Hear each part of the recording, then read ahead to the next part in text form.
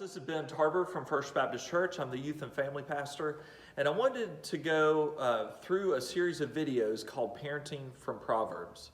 So looking at the book of Proverbs and how it can shape our parenting philosophies and how we can grow closer to the Lord, not only for our children, but in our own hearts. And the first one we're going to look at today is called the fear of the Lord. So this video is going to be an introduction into Proverbs and what we know about the book and general statements we need to know kind of going into it. And then we'll look at the fear of the Lord. Proverbs come from all over the world. There's Proverbs in the Bible, and there's Proverbs in almost every culture around the world, in every part of the world. They have their own statements and general sayings that come down, and it's usually a lesson that was learned from people long ago, and they're handing it down to you so that you can change your ways, change your heart, and then not make the mistakes, oftentimes, that were handed down. And so Proverbs comes from King Solomon, and we know from 1 Kings chapter 3, Solomon was asking for wisdom. That was the one thing he was asking for, was wisdom to help lead God's people. And it's not just when we think of that word wisdom, we usually think of knowledge, things that we've learned. But wisdom is not just a trivia show or, the game of Jeopardy. It's actually living it out. It's knowing these things and then letting it change who we are. So Solomon definitely, when he learned these things from God, didn't want to just say, oh, that's neat. He wanted to live it out and change, the people of God by the way he was leading. And so he writes these statements in Proverbs to help us along the way. And when we think of a proverb in general, what does that mean? What does that, any proverb, what does that mean? Well, a proverb is a general probability at what's going to happen. So it's a general probability at the conclusion. So it gives a probable conclusion, but not a promise. Not a promise. Why does it not give a promise? Well, we know from reading other stories and narratives and things in the Bible, are there exceptions? Yes, of course there's exceptions. Proverbs comes from a selection of books in the Bible called the wisdom literature. So the book of Proverbs is not law. It's not a prophecy. It's not any of that. It's giving wisdom to the people of God. But are there exceptions? There are. And actually in the wisdom literature, there's books on those exceptions. Job, especially Job, and Ecclesiastes are both books that talk about exceptions. So when you look at the book of Job, and people have the question, why do bad things happen to good people? Well, the book of Job talks about that. That's an exception from what would be discussed in Proverbs. I heard it one time kind of like this. It's a prescription. It's kind of like a prescription from a doctor. And when the doctor prescribes you something, there's an intended result. And, that's generally what happens is the intended result of the prescription. So let's go in the first major theme we come to in the book of Proverbs. It's the fear of the Lord. Now, the fear of the Lord is from chapter 1, right there in chapter 1. But it also encompasses really the rest of the book and also just major areas in the Bible. Many illustrations, many people either showing the fear of the Lord or the fear of the Lord being shown from people not living to that standard. So when we think of the fear of the Lord, there's a couple ways to think about it. When we think about the unbeliever, there's a fear of the Lord that's different for the unbeliever because they have or should have a fear that God is judge of the universe. There's an eternal judgment from them standing against God and not making a decision for Christ. There's eternal consequences for that. So there is a fear that's just different for an unbeliever. Now, when we think of a believer, this is where we're going to focus most of our time. What do we think of the fear of the Lord? Well, the fear of the Lord, to children, when you say that word fear, they tend to really think of whatever they're most afraid of. It really kind of has a bad negative connotation today when you use that word fear. It's whatever they have nightmares of or whatever I guess if they have a phobia, whatever that is, maybe even adults, we think of phobia as what we're fearful of. But the fear of the Lord is very different than that. It's not, shouldn't have tears and unless we're standing against God, we shouldn't be fearful in that way. Fear of the Lord for the believer is a reverence. That's kind of the fancy word, reverence. It's not used a lot, but reverence means a deep respect. a deep respect. There's a sense of reverence, and there's also a sense of awe. A-W-E, awe. That's another word we don't use a lot, but it's a sense of wonder. It's kind of wonder mixed with that fear. So if you have a reverence and a sense of awe, that kind of gives you a description of what we're talking about here with the fear of the Lord. And to give an illustration for a child, I would use something like a volcano. And when you say that word volcano, if I said it to my kids, they would probably like show fear and their eyes get real wide and they think that they're afraid, or they think of fire and really hot. But when you think of like the state of Hawaii, and when we think of the volcanoes, I was looking this up, there are 5 active volcanoes in that state. And when you think of what volcanoes provide for that state, it wouldn't be there without the volcanoes. It created life for the islands because that volcanic lava, it hardens and turns into rock, and then eventually soil and things collect and then grow plants.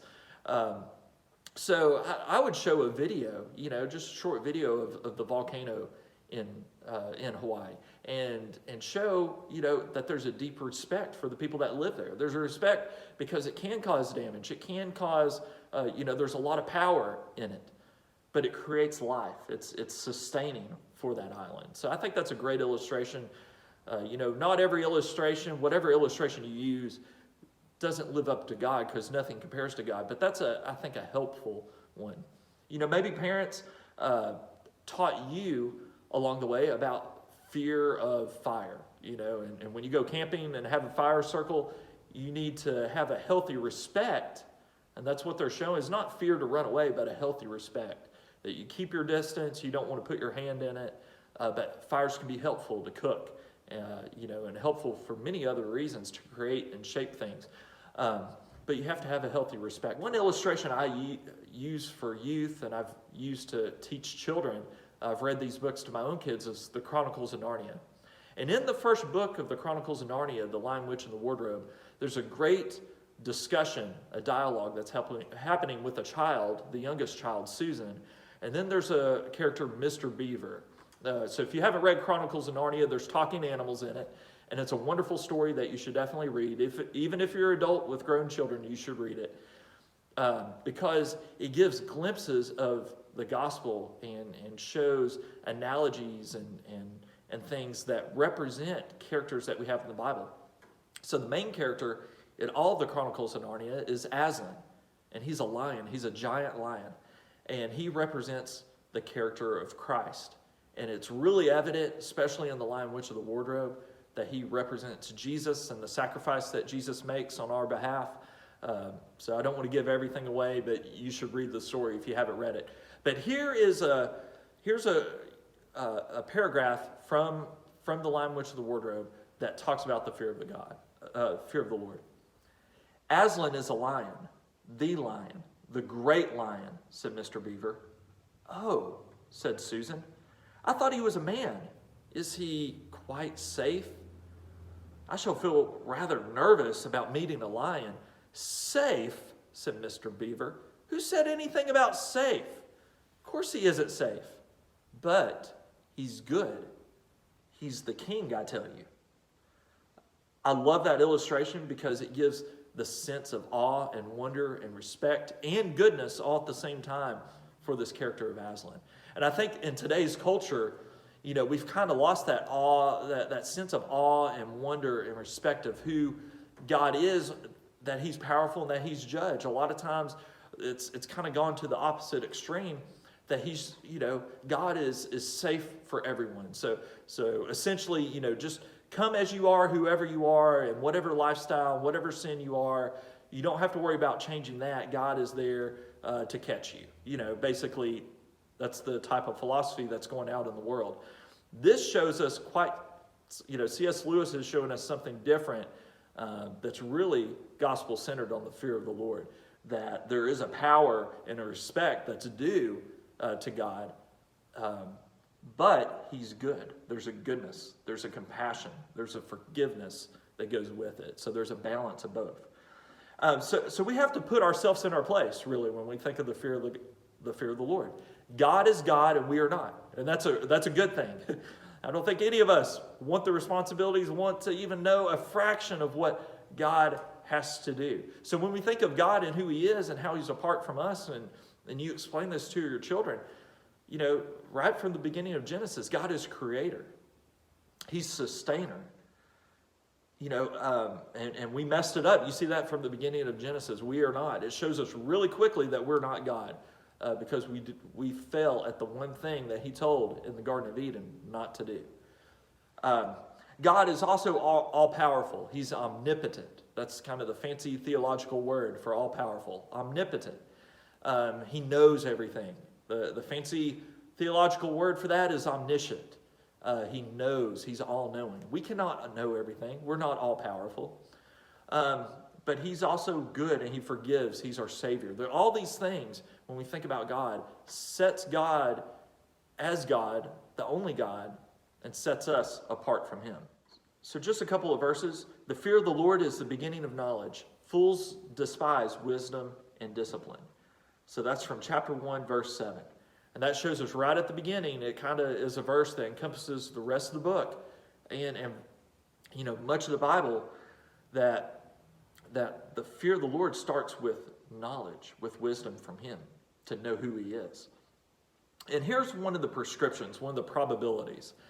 Fear of the Lord prolongs your life, but the years of the wicked are cut short. That's from chapter 10, verse 27 in Proverbs. So that's a prescription that shows you generally fearing the Lord leads to a longer life. And then if you're foolish and walk away from the Lord, generally the years of the wicked are cut short. That's generally what happens. So just some questions to think about and some takeaways. Are you showing respect and wonder in your own life for the Lord? Are you showing that to your family? Is your walk of the Lord reflective that you spend time with him, that you have a respect for him? And how do we know we show a respect for God and who he is and that he's set apart from us? Well, that means he is worthy of our attention. He's worthy of our time. He's worthy of our worship. So is God prevalent in your time commitments as a family? Is God a priority over the other things that are in your life? Or do you have other things, as we often can do, we can flip-flop priorities of these other superficial things above the Lord? And that is not showing him respect. That's not showing him the reverence and awe that's due only for the Lord. So how can we teach our children that this week? How can we teach him the fear of God to your family? How can you show just kind of signs of reverence and respect to him in the way that you live and the way you handle situations and even the way you handle, moment by moment? I know sometimes emotions run wild as a parent trying to parent children, but how do you show respect to God and how you handle different situations? Because children are always watching, and this is a great area to grow. The fear of the Lord, I think, is one of those things, it takes a lifelong understanding, and we'll never understand it all. But we have to start. We have to start with our children to know that the fear of the Lord, that's a good thing. That sets God in the place that he should be in our lives. And it can help change our families and help us grow in a continuous path towards Christ.